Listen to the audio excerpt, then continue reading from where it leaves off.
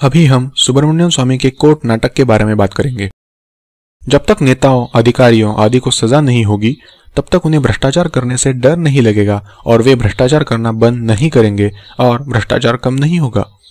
बिना भ्रष्ट को सजा हुए कोर्ट के मुकदमे केवल एक नाटक है जो वास्तविक कार्यकर्ताओं को गुमराह करते हैं। 15 सालों से सुब्रमण्यम स्वामी के कोर्ट के कार्यवाही में कोई भी नेता या बड़े अधिकारी को सजा नहीं हुई है। उन्होंने 1996 में जयललिता के खिलाफ कोर्ट में मामला दर्ज किया था और जैसे ही जयललिता ने अटल बिहारी वाजपेयी की सरकार को दिया गया अपना समर्थन वापस लिया तो सुब्रमण्यम ने मामलों को कमजोर होने और लटकने दिया। सुब्रमण्यम स्वामी मीडिया में बोलते हैं कि वे कोर्ट के द्वारा भ्रष्ट को सजा देंगे और भ्रष्टाचार कम करेंगे, लेकिन एक भी कोर्ट द्वारा माने जाने वाला प्रमाण उनके पास नहीं है जो ये सिद्ध कर सके कि चिदंबरम आदि नेताओं ने रिश्वत ली है या उन नेताओं को घोटालों द्वारा कैसे फायदा हुआ है। पिछले 15 सालों से सुब्रमण्यम कोर्ट के मुकदमे लड़ रहे हैं, लेकिन आज तक एक भी व्यक्ति को सजा नहीं दिलवा सके हैं। सुब्रमण्यम केवल मीडिया में ही बोलते हैं कि चिदंबरम ने इतने पैसे रिश्वत में लिए हैं और इनको फलाना बैंक में फलाना खाते नंबर में जमा है।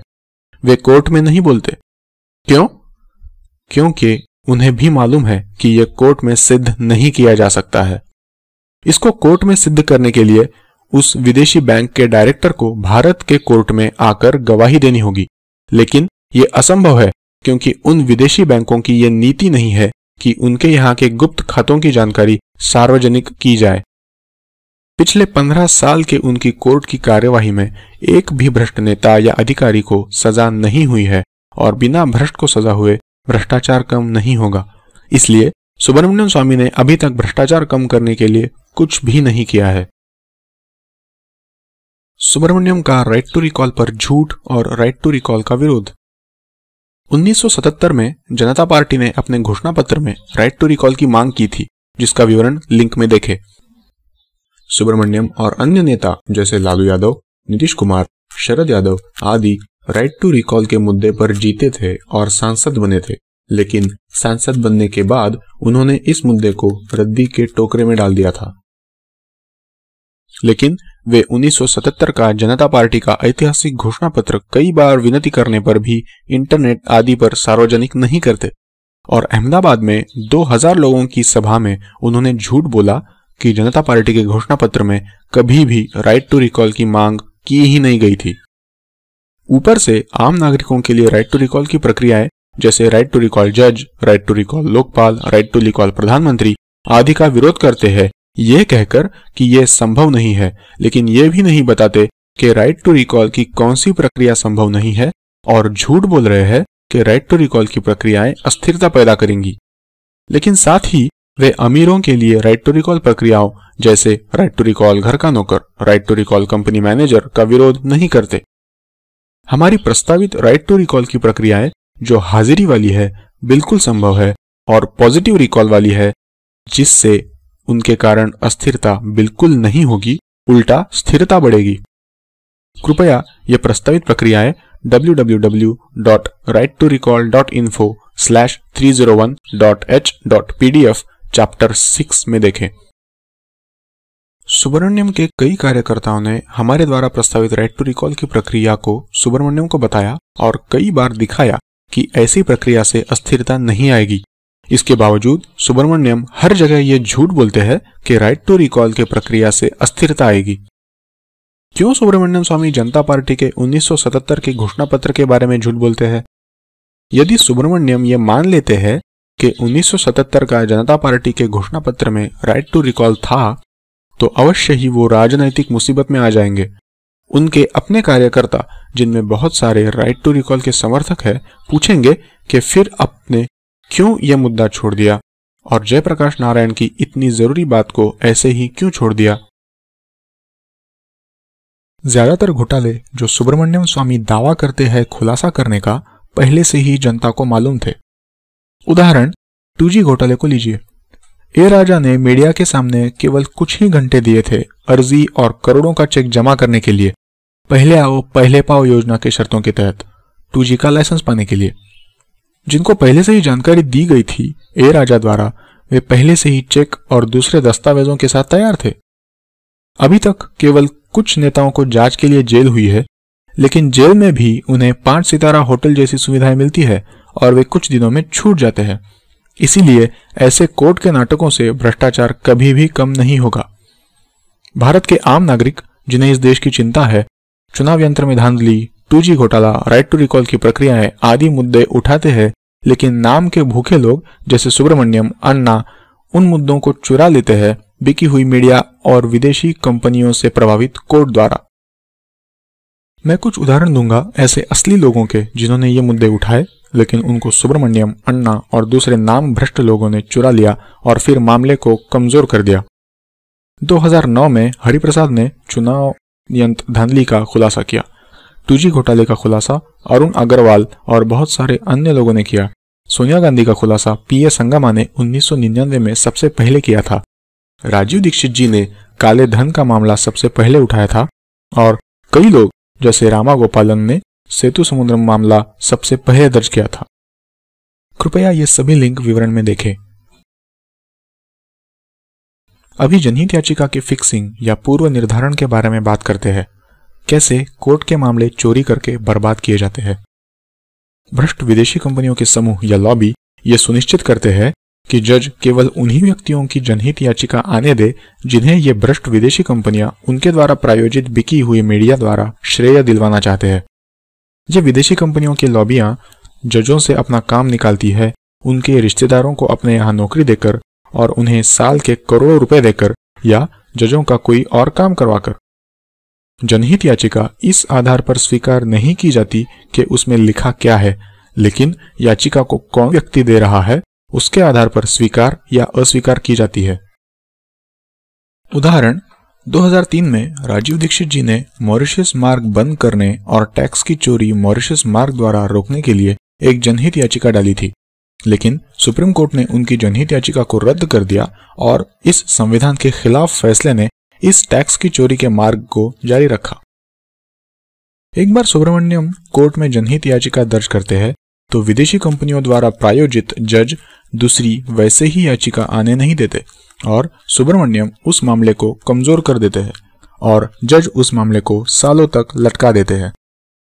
सुब्रमण्यम स्वामी 2G मामले को इसलिए चुरा सके क्योंकि सुप्रीम कोर्ट के जजों ने उन्हें ऐसा करने दिया था। क्यों सुप्रीम कोर्ट के जजों ने उन्हें ऐसा करने दिया? क्योंकि क्या होगा यदि मामले को सबसे पहले दर्ज करने वाले व्यक्ति अरुण जी ने ए राजा की पब्लिक में नार्को जांच करवाने की मांग की होती तो? यदि सुप्रीम कोर्ट के जजों ने ए राजा की पब्लिक में नार्को जांच करवाने की मांग को स्वीकृति दे दी होती तो सोनिया गांधी, मनमोहन सिंह और बहुत सारे अन्य भ्रष्ट लोगों के विरुद्ध सबूत मिल जाता। और यदि सुप्रीम कोर्ट के जज ए राजा की पब्लिक में नार्को जांच का विरोध करते तो सुप्रीम कोर्ट के जज की पोल खुल गई होती। इसीलिए विदेशी कंपनियों की लॉबी जो मनमोहन सिंह को बचाना चाहती थी, उन्होंने सुप्रीम कोर्ट के जज के साथ सेटिंग बनाई ताकि मामला अरुण जी से सुब्रमण्यम स्वामी के पास चला जाए। अभी हम सुब्रमण्यम और राष्ट्रीय स्वयंसेवक संघ के प्यार और नफरत के बदलते रिश्ते के बारे में बात करते हैं। सुब्रमण्यम कुछ साल पहले तक तो भाजपा, संघ और विश्व हिंदू परिषद के बहुत खिलाफ थे। वे विश्व हिंदू परिषद को अयोध्या राम मंदिर को बनाने के लिए राष्ट्रीय सुरक्षा अधिनियम के तहत प्रतिबंध भी करवाना चाहते थे, लेकिन अभी संघ और विश्व हिंदू परिषद के शीर्ष के नेताओं की सुब्रमण्यम के साथ दोस्ती है। सभी लिंक विवरण में दिए हैं। सुब्रमण्यम स्वामी के स्वदेशी विरोधी कथन क्या थे, ये अब देखते हैं। सुब्रमण्यम स्वामी ने कहा था कि यदि स्वदेशी से आपका मतलब है कि आप केवल वो ही प्रयोग करोगे जो भारत में बना है, तो यह बिल्कुल ही अप्रचलित सिद्धांत है, उतना ही अप्रचलित जितना कि मार्क्सवाद। 1999 में सुब्रमण्यम ने आयात शुल्क कम करने की मांग की थी ताकि विदेशी कंपनियां आसानी से स्वदेशी स्थानीय कंपनियों को समाप्त कर सके। उसने कहा था, आयात शुल्क 30% से अधिक नहीं होना चाहिए और यही WTO की भी शर्त है जिसके विरुद्ध हम लड़ने का प्रयत्न कर रहे हैं। इसका लिंक विवरण में देखें। इसीलिए कृपया अपना मत बनाएं कि आप राजीव दीक्षित जी का समर्थन करते हैं या सुब्रमण्यम स्वामी का, क्योंकि सभी मुद्दों पर ये एक दूसरे के विरुद्ध है। सुब्रमण्यम सोनिया गांधी के खिलाफ इसलिए बोल रहे हैं ताकि उन्हें आपके दिल में जगह प्राप्त हो जाए और वे आपको गुमराह कर सके। और यही कारण है कि विदेशी कंपनियों द्वारा मीडिया उन्हें बढ़ावा दे रहा है। कृपया जागिए और यह सत्य जानिए कि यह व्यक्ति केवल एक विदेशी कंपनियों का और ईसाई धर्म प्रचारकों का एजेंट है। अब सुब्रमण्यम स्वामी और सोनिया गांधी की बात करते हैं। सुब्रमण्यम ने सोनिया गांधी को लक्ष्मी कहा था, उसे प्रधानमंत्री बनाने के लिए। अप्रैल 1999 में सुब्रमण्यम ने दिल्ली के एक होटल में एक मशहूर चाय पार्टी रखी थी, जिसमें उन्होंने सोनिया और जयललिता दोनों को बुलाया था। इस मीटिंग के कारण जयललिता ने वाजपेयी की सरकार से अपना समर्थन वापस ले लिया और वाजपेयी की सरकार अप्रैल 1999 में गिर गई। इसके भी लिंक विवरण में दिए गए हैं। यदि सुब्रमण्यम अटल बिहारी वाजपेयी को हटाकर कोई कम बुरा व्यक्ति जैसे अडवाणी या नरेंद्र मोदी या नीतीश को लाना चाहते थे तो मैं समझ सकता था, लेकिन ये सुब्रमण्यम किस तरह की व्यक्ति है जिन्होंने वाजपेयी को हटाकर उनकी जगह एक महाभ्रष्ट विदेशी कंपनी एजेंट सोनिया गांधी को लाने का प्रयत्न किया था।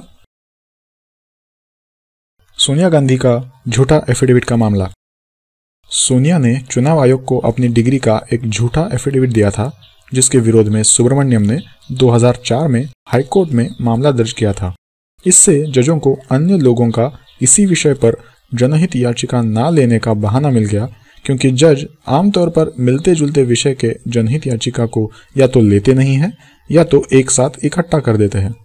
सुब्रमण्यम ने अपने जनहित याचिका में स्पष्ट किया था कि सोनिया के खिलाफ उनकी शिकायत केवल सोनिया पर जुर्माना डालने के लिए थी, न कि सोनिया के चुनाव को रद्द करने के लिए। इसका लिंक विवरण में देखें। सोनिया गांधी ने इसे गलती बताया था और माफी मांगी थी और जज ने मामले को बिना कोई सजा दिए बंद करने के आदेश दिए थे। झूठी एफिडेविट दर्ज करने के लिए 6 महीनों की सजा हो सकती है और 6 सालों के लिए व्यक्ति के चुनाव लड़ने पर प्रतिबंध हो सकता है। लेकिन कांग्रेस के नेता तो आम नागरिकों को खुलेआम बोलते हैं कि सोनिया ने झूठी एफिडेविट दी है, जज हमारी जेब में है, तुमको जो उखाड़ना है उखाड़ लो। सुब्रमण्यम ने ना तो सोनिया को जेल में डालने की मांग की थी, ना तो उस जज पर महाभियोग यानी संसद में कार्रवाई चलाने की मांग की थी।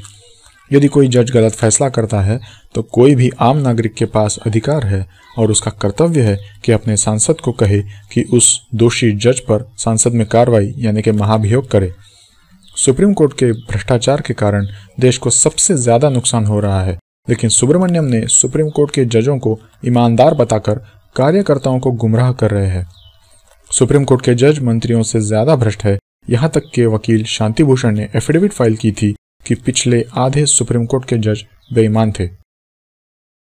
आपको किसी भी व्यक्ति की जांच उसके भाषणों से नहीं, उसके कार्यों से करनी चाहिए। सुब्रमण्यम के सारे काम तो कांग्रेस को फायदा पहुंचाते हैं। 2G मामले में कांग्रेस को फायदा हुआ क्योंकि दूरसंचार मंत्री का पद द्रमुक से छीनकर कांग्रेस को मिल गया। सुब्रमण्यम स्वामी कहते हैं कि जज बालकृष्णन बेईमान थे, लेकिन साथ ही वे कहते हैं कि सुप्रीम कोर्ट के प्रधान जज ईमानदार है। हालांकि हमको इस कोर्ट ड्रामा में कोई विश्वास नहीं है जिसमें जनहित याचिका पहले से ही निश्चित परिणाम वाली यानी कि फिक्सिंग वाली होती है। मैं जनहित याचिका को एकदम बेकार मानता हूं, क्योंकि मैं मानता हूं कि जज मंत्रियों से ज्यादा बेईमान होते हैं। इसीलिए मैं केवल जन आंदोलन में विश्वास करता हूं, जैसे राइट टू रिकॉल प्रधानमंत्री, राइट टू रिकॉल जज, राइट टू रिकॉल सांसद आदि पर जन आंदोलन। इसीलिए यदि सुब्रमण्यम सोनिया गांधी के खिलाफ सुप्रीम कोर्ट के प्रधान जज के पास मामला दर्ज करते हैं और यदि सुप्रीम कोर्ट के प्रधान जज सचमुच ईमानदार है तो वो सोनिया को तुरंत जेल में डाल देंगे। कोई भी जांच की जरूरत नहीं होगी, क्योंकि सोनिया ने स्वयं सुप्रीम कोर्ट में अपना अपराध स्वीकार किया है। इसीलिए सुब्रमण्यम स्वामी और अन्य नेताओं या बुद्धिजीवियों के प्रशंसकों से विनती करें कि सुब्रमण्यम और अन्य नेताओं को खुलेआम बोले कि वे 15 दिनों के अंदर सुप्रीम कोर्ट के प्रधान जज से मांग करें कि सोनिया गांधी को झूठी एफिडेविट देने के लिए 6 महीनों के लिए तुरंत जेल में डाले। इससे देश को इस प्रकार लाभ होगा। 1. यदि सुब्रमण्यम और अन्य नेताओं के प्रशंसक अपने प्रिय नेता को ऐसा कहने के लिए मना कर देते हैं तो ये साफ हो जाएगा कि सुब्रमण्यम और अन्य नेताओं के प्रशंसक अपने नेताओं के नाम के बारे में ज्यादा सोचते हैं, ना कि देश के बारे में। 2. यदि सुब्रमण्यम और अन्य नेताओं के प्रशंसक अपने प्रिय नेता को सुप्रीम कोर्ट के प्रधान जज के पास सोनिया गांधी को तुरंत जेल में डालने की अर्जी डालने को कहने के लिए सहमत हो जाते हैं, तो या तो सुब्रमण्यम और अन्य नेता मानेंगे या तो नहीं मानेंगे। यदि सुब्रमण्यम या कोई अन्य प्रिय नेता मना कर देते हैं तो कम से कम प्रशंसकों को तो ये पता चल जाएगा कि उनके प्रिय नेताओं का उद्देश्य सोनिया गांधी को नुकसान पहुंचाना नहीं है, बल्कि सोनिया गांधी को बचाना है। 3. यदि सुब्रमण्यम या आपका प्रिय नेता सुप्रीम कोर्ट के प्रधान जज को सोनिया गांधी को तुरंत जेल में डालने के लिए कहते हैं और सुप्रीम कोर्ट के प्रधान जज सोनिया गांधी को जेल में नहीं डालते, तो हमें पता चल जाएगा कि सुप्रीम कोर्ट के प्रधान जज कितने ईमानदार है। 4. और यदि सुप्रीम कोर्ट के प्रधान जज सोनिया गांधी को झूठी एफिडेविट देने के लिए तुरंत जेल में डाल देते हैं, तो फिर इसका सारा श्रेय सुब्रमण्यम या आपके प्रिय नेता और सुप्रीम कोर्ट के प्रधान जज को जाएगा और देश का भला हो जाएगा। इसीलिए कृपया भारत मां पर कृपा करें। कृपया सुब्रमण्यम और अन्य प्रिय नेताओं से कहें कि 15 दिनों के अंदर सोनिया गांधी को जेल में डालने की अपनी मांग सुप्रीम कोर्ट के प्रधान जज को दे और सोनिया को तुरंत जेल में डालने की मांग करे, और जो भी जवाब या खामोशी आए उन्हें इंटरनेट आदि द्वारा सार्वजनिक करे। कैसे आम नागरिकों ने 2004 में सोनिया गांधी को भारत का प्रधानमंत्री बनने से रोका था। बिकी हुई मीडिया ने और सुब्रमण्यम स्वामी ने कहा है कि सुब्रमण्यम स्वामी को श्रेय जाता है कि सोनिया गांधी 2004 में प्रधानमंत्री नहीं बन सकी, लेकिन असलियत यह है कि आम नागरिकों ने सोनिया गांधी को भारत का प्रधानमंत्री बनने से रोका था। सुब्रमण्यम कहते हैं कि उन्होंने पूर्व राष्ट्रपति कलाम को सोनिया के अवैध भारतीय नागरिकता के बारे में बताया था और फिर कलाम ने ये बात सोनिया को बताई थी, इसीलिए सोनिया ने प्रधानमंत्री बनने का अपना इरादा बदल दिया और मनमोहन सिंह को प्रधानमंत्री बना दिया। यदि सुब्रमण्यम सोनिया के अवैध भारतीय नागरिकता के बारे में जानते थे तो उन्होंने सुप्रीम कोर्ट से सोनिया का चुनाव रद्द करने की मांग क्यों नहीं की। विदेशी मूल का व्यक्ति चुनाव नहीं लड़ सकता। और कलाम 2004 से ही कह रहे हैं कि उन्होंने सोनिया के साथ कभी भी नागरिकता के बारे में बात नहीं की थी। ऐसा उन्होंने 2 प्रेस सूचनाओं में कई इंटरव्यू में कहा था। ये प्रेस सूचनाएं कई बड़े समाचार पत्र जैसे हिंदू, टाइम्स ऑफ इंडिया आदि में छापी गई थी। उनके सचिव ने भी उनके रिटायर होने के बाद अपनी पुस्तक द कलाम इफेक्ट में इस बात की पुष्टि की थी। इन सब के लिंक विवरण में देखें। लेकिन सुब्रमण्यम के अंधभक्त कहते हैं कि सभी लोग कलाम के सचिव, कम्युनिस्ट पार्टी, भारत का प्रेस सर्च ब्यूरो, हिंदू समाचार पत्र सभी झूठ बोल रहे हैं और केवल सुब्रमण्यम ही सच बोल रहे हैं। मैं सभी सुब्रमण्यम के अंधभक्तों से विनती करूंगा कि विशेषज्ञ सुब्रमण्यम से कहे कि इसका प्रमाण दे कि कलाम ने सोनिया के साथ उसके नागरिकता के बारे में बात की थी, क्योंकि बिना प्रमाण के हम ये नहीं तय कर सकते कि कौन सच बोल रहा है और कौन झूठ। यदि कोई यह सिद्ध कर देगा कि ये सभी लोग, हिंदू समाचार पत्र, कलाम के सचिव, सभी सालों से झूठ बोलते आ रहे हैं और केवल सुब्रमण्यम ही सच बोल रहे हैं, तो मैं इसे स्वीकार कर लूंगा। राष्ट्रपति कलाम ने यह भी कहा था कि यदि सोनिया भारत की वैध नागरिक है कि नहीं, यह फैसला करना अदालत का अधिकार है, राष्ट्रपति का नहीं। राष्ट्रपति के पास किसी को प्रधानमंत्री बनने से रोकने के लिए कोई सत्ता नहीं है। यदि कलाम सोनिया को प्रधानमंत्री बनने से रोकते तो सोनिया सुप्रीम कोर्ट जा सकती थी और भ्रष्ट सुप्रीम कोर्ट जज सोनिया गांधी के पक्ष में फैसला दे देते, और ना ही सुब्रमण्यम ने कोई सबूत दिया कि कलाम ने सोनिया के साथ नागरिकता का मुद्दा उठाया था। सुब्रमण्यम स्वामी सोनिया की भारतीय नागरिकता के वैधता के बारे में झूठ बोल रहे हैं। यदि सोनिया भारत की वैध नागरिक नहीं है तो क्यों सुब्रमण्यम ने कोर्ट में कोई अर्जी नहीं दी सोनिया के संसद दर्ज को रद्द करने के लिए? क्योंकि जो भारत के वैध नागरिक नहीं है वे सांसद नहीं बन सकते। पहले ही 2001 में एक मामला दर्ज किया गया था हरिशंकर जैन बनाम सोनिया गांधी के खिलाफ कोर्ट में, सोनिया की नागरिकता और उसके सांसद पद की वैधता पर आपत्ति जताते हुए।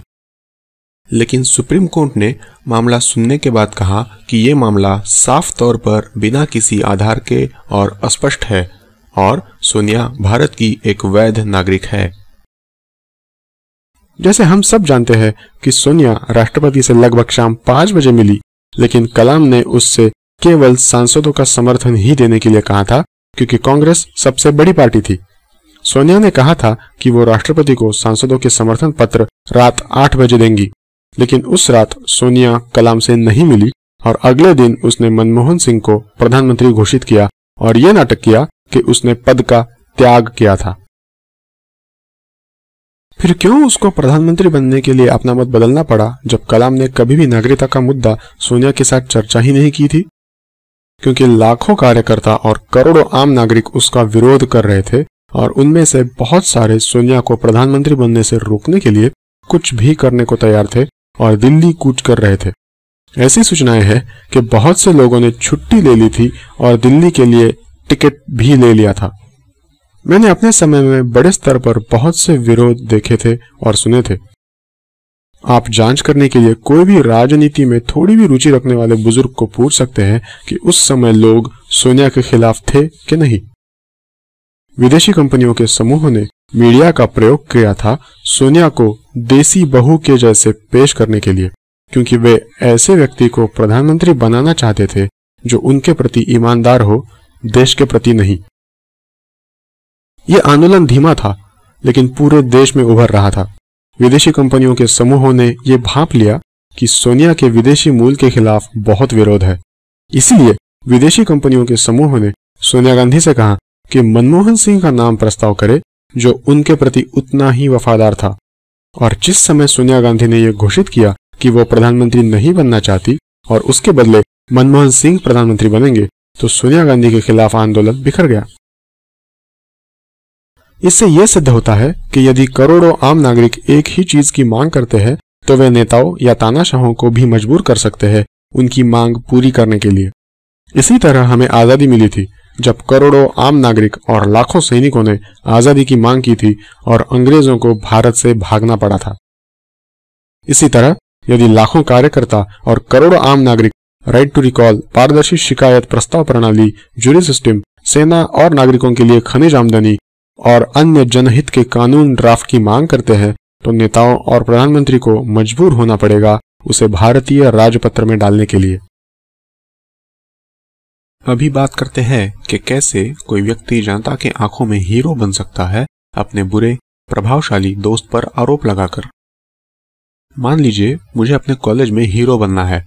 छात्रों में नाम पाने के लिए मुझे ये दिखाना होगा कि मैं एक अच्छा व्यक्ति हूँ। उसके लिए मैं अपने बुरे मित्र, जो एक बड़ा व्यक्ति है जैसे कॉलेज प्रबंधन ट्रस्टी का बेटा, उसके साथ सेटिंग बनाना होगा। फिर हम इस तरह की योजना बना सकते हैं। योजना: मैं अपने बुरे मित्र पर कोई गैर कानूनी कार्य जैसे रैगिंग आदि का आरोप लगाता हूँ। मैं कोई भी कोर्ट द्वारा माने जाने वाले सबूत नहीं देता जो आरोपों को सिद्ध करे, तो मेरा मित्र सुरक्षित रहेगा। कॉलेज प्रबंधन मेरे इस बुरे दोस्त को कोई सजा नहीं दे सकेगा क्योंकि कोई भी सबूत नहीं होंगे। नतीजा क्या होगा? 1. मैंने कुछ बातें कही जो छात्रों को पहले से पता थी, लेकिन मैंने उसे जोर से कहा। 2. छात्र मुझे हीरो मानेंगे और मुझे कॉलेज के चुनावों में वोट देंगे। 3. पर्दे के पीछे मैं अपने बुरे दोस्त के साथ यारी रखूंगा और उसकी मदद भी करूंगा। 4. यदि कोई और व्यक्ति मेरे दोस्त का विरोध करने का प्रयास करता है तो मैं उसको मजबूर कर दूंगा मेरे साथ जुड़ने के लिए, क्योंकि मैं पहले से ही हीरो हूं, या मेरा दोस्त उसकी पिटाई करके रास्ते से हटा सकता है ताकि छात्रों का ध्यान मेरे पर ही केंद्रित रहे। क्या यह संभव है? समझदार को इशारा काफी है।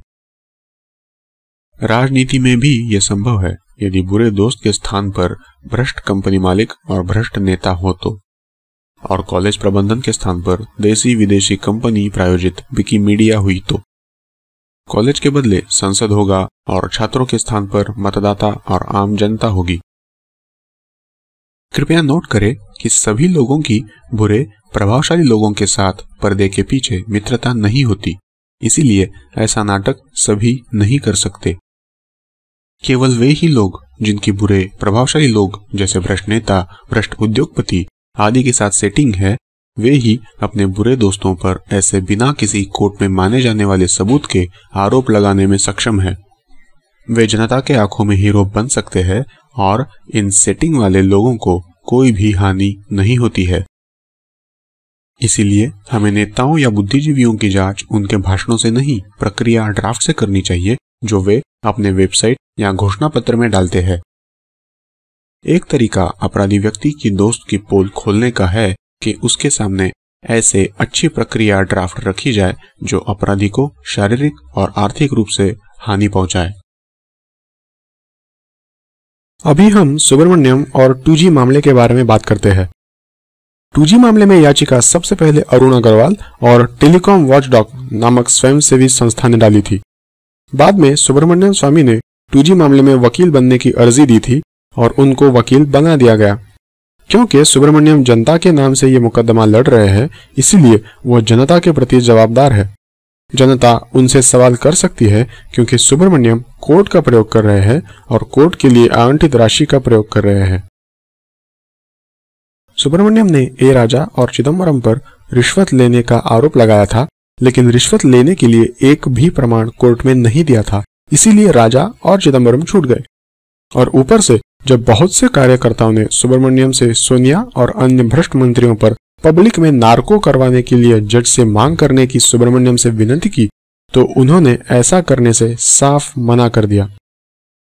बिना नार्को जांच के यह सिद्ध करना कि ए राजा और चिदम्बरम ने जो गलत काम किया वो बेईमान उद्देश्य से किया संभव नहीं है, क्योंकि उन्होंने रिश्वत लेने का कोई सबूत नहीं छोड़ा और शायद अपनी ली गई रिश्वत कोई विदेशी गुप्त खाते में जमा की।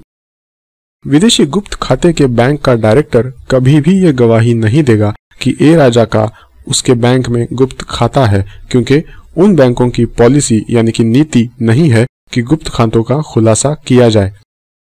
फिर भी मीडिया के सामने सुब्रमण्यम स्वामी ये दावा करते हैं कि वे भ्रष्टाचार को सामने लाएंगे और कम करेंगे कोर्ट में मामले दर्ज करके। 2G मामले में सुब्रमण्यम ने सोनिया गांधी की मदद की द्रमुक नेताओं को जेल करवाकर, क्योंकि इससे द्रमुक की सौदा करने की शक्ति कमजोर हुई और कांग्रेस शक्तिशाली हो गई और इसीलिए टेलीफोन मंत्रालय कांग्रेस को मिल गया। सोनिया को केवल फायदा हुआ, क्योंकि जो रिश्वत का पैसा द्रमुक को जाता था वो अब सोनिया गांधी और कांग्रेस के सांसदों को जा रहा है। सुब्रमण्यम स्वामी राइट टू रिकॉल के सभी प्रक्रियाओं का विरोध करते हैं ताकि सभी पार्टियों के सभी भ्रष्ट सांसद सुरक्षित रहे। यदि राष्ट्रीय सलाहकार परिषद के अध्यक्ष के ऊपर राइट टू रिकॉल यानी बदलने का अधिकार आ जाता है तो सोनिया आम नागरिकों द्वारा तुरंत निकाली जाएगी। सुब्रमण्यम अमीरों और उच्च वर्ग के लिए ही राइट टू रिकॉल का समर्थन करते हैं। आज कोई भी उच्च वर्ग का व्यक्ति किसी भी दिन अपने घर के नौकर और ऑफिस के नौकरों को बदल सकता है। मतलब उनके पास घर के नौकर और ऑफिस के कार्यकर्ताओं के ऊपर राइट टू रिकॉल है, लेकिन सुब्रमण्यम आम नागरिकों के लिए राइट टू रिकॉल यानी प्रधानमंत्री, मंत्रियों, राष्ट्रीय सलाहकार परिषद अध्यक्ष आदि पर राइट टू रिकॉल का विरोधी है। उसके सभी कार्य आम नागरिक विरोधी है। यहां तक कि चिदम्बरम, जो भविष्य में कांग्रेस का प्रधानमंत्री उम्मीदवार बन सकता है, उसको हटाने का प्रयत्न भी सोनिया और उसके बेटे के प्रधानमंत्री बनने की संभावना बढ़ा देता है। स्वामी ने 122 स्पेक्ट्रम के लाइसेंसेस रद्द करने की मांग की थी, क्योंकि उसमें कोई बोली नहीं लगाई गई थी। देखिए, स्पेक्ट्रम की बोली तो 2003 में भी नहीं लगाई गई थी। 2003 में भी वो पहले आओ पहले पाओ के नियम के अनुसार लाइसेंसेस दिए गए थे और हजारों प्लॉट जो सरकार देती है सभी बिना बोली लगाए दिए जाते हैं। उदाहरण, नरेंद्र मोदी ने 900 एकड़ का प्लॉट टाटा नैनो के लिए कहा जाता है 500 करोड़ में 2009 में दिया था और वो भी बिना बोली का था। क्या हमें वो सब स्पेक्ट्रम और वो सभी प्लॉट जो बोली के बिना दिए गए थे जब्त नहीं कर लेने चाहिए? यदि मंत्री भ्रष्ट है तो हमें मंत्री को जेल में डालना चाहिए और हमें उस व्यक्ति को भी जेल की सजा देनी चाहिए जिन्होंने रिश्वतें दी थी, जैसे रिश्वत देने वाले कंपनियों के मालिक आदि। और हमको रिश्वत का पैसा वापस लाना चाहिए। लेकिन यह सब सुब्रमण्यम के लिए बाद में आता है। सुब्रमण्यम तो पहले यूनिनॉर के लाइसेंसेस रद्द करवाना चाहता है। तो फायदा किसको हुआ? फायदा तो वोडाफोन आदि अमेरिका और अंग्रेजों की कंपनियों को हुआ। ये तो साफ दिखता है कि वोडाफोन का बाकी कंपनियों के लाइसेंसेस रद्द करवाने में अपना स्वार्थ है। और नुकसान किसको हुआ? नुकसान देश के आम आदमी को हुआ। 2007 से वोडाफोन आदि ने फोन करने की कीमतें ऊंची रखी है। कीमतें यूनिनॉर, सिएस्ता आदि के कारण ही गिरी, आपसी मुकाबला बढ़ने के कारण। आम आदमी को जो ये कीमतें गिरने से फायदा मिला था वो अब नहीं मिलेगा। बंधुओं, जागिए। ये व्यक्ति दावा करता है कि वो सोनिया के खिलाफ है, लेकिन उसके सारे कार्य तो सोनिया और विदेशी कंपनियों की मदद करते हैं। सुब्रमण्यम स्वामी भ्रष्टाचार के खिलाफ नहीं, वो केवल विदेशी कंपनी समूह जैसे वोडाफोन आदि की मदद कर रहा है, और वो खुलेआम भ्रष्ट लोग जैसे जज कपाड़िया, मनमोहन सिंह आदि की मदद कर रहा है। यह हर एक नागरिक का कर्तव्य है कि वो उन लोगों की पोल खोले जो नकली यूरिया वाले दूध को असली दूध बताकर बेचे।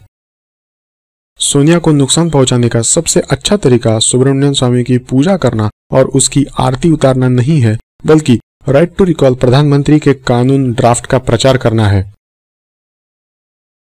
मेरा एक प्रस्ताव है कि हमें सुप्रीम कोर्ट प्रधान जज को कहना चाहिए कि वो हसन अली, राजा और अन्य भ्रष्ट लोग जिनके खिलाफ प्रथम दृष्टि में प्रमाण है, उन सब का खुलेआम यानी पब्लिक में नार्को जांच यानी सच उगलने की दवाई देकर जांच करनी चाहिए।